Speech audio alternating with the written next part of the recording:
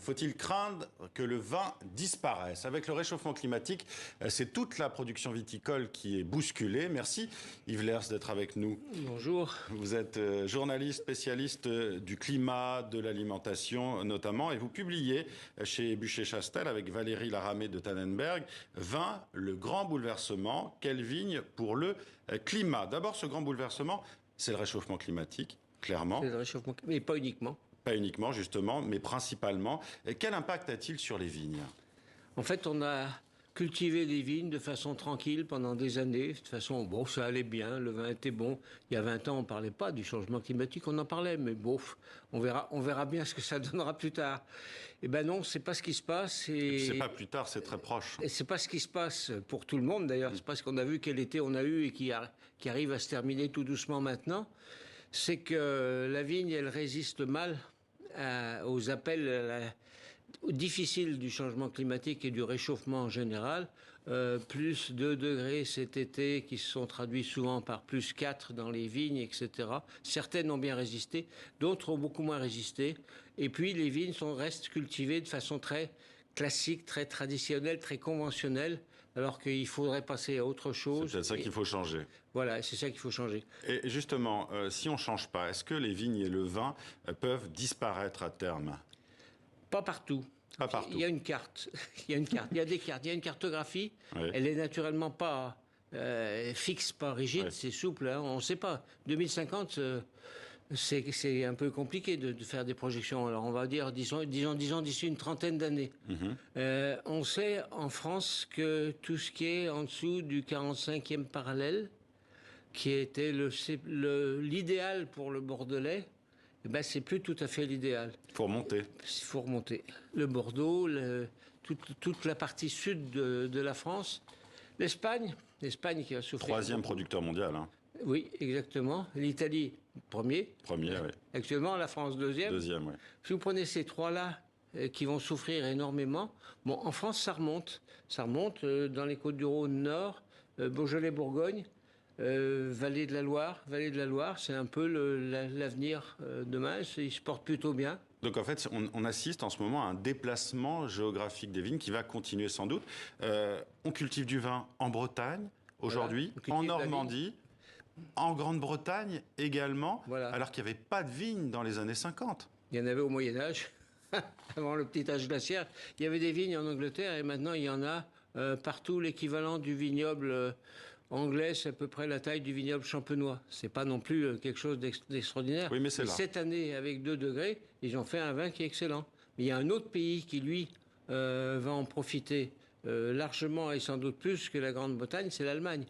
L'Allemagne cultive, elle a un vin qui est bon, elle a le savoir-faire, elle a les moyens aussi, et vers le nord, en allant vers les pays scandinaves aussi. Voilà, vers le nord, oui, mais il y a plus d'espace. Il y a plus d'espace en Allemagne et plus de savoir-faire. Alors, vous l'avez déjà un peu évoqué, mais le maître mot aujourd'hui pour que le vin continue à exister, c'est de s'adapter et d'adapter notamment les vignes, peut-être aussi de les sélectionner. On va écouter un viticulteur espagnol, justement, et lui, il s'adapte, il cherche la bonne vigne résistante au réchauffement climatique. On l'écoute.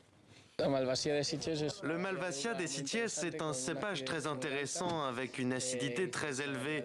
C'est un cépage très polyvalent et je pense également qu'il a beaucoup de potentiel et qu'il peut très bien s'adapter au changement climatique.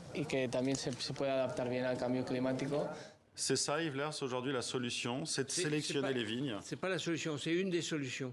C'est-à-dire soit revenir à des vignes anciennes ou des vignes oubliées mais qui sont résistantes, ou alors des vignes hybrides qui sont un cocktail, j'allais dire, entre des vignes sauvages, d'origine américaine ou même asiatique, et notre vigne à nous, la vigne européenne classique. Mais ça veut dire qu'on peut changer, par exemple, les vignes dans le Bordelais, ça donnera pas le même vin?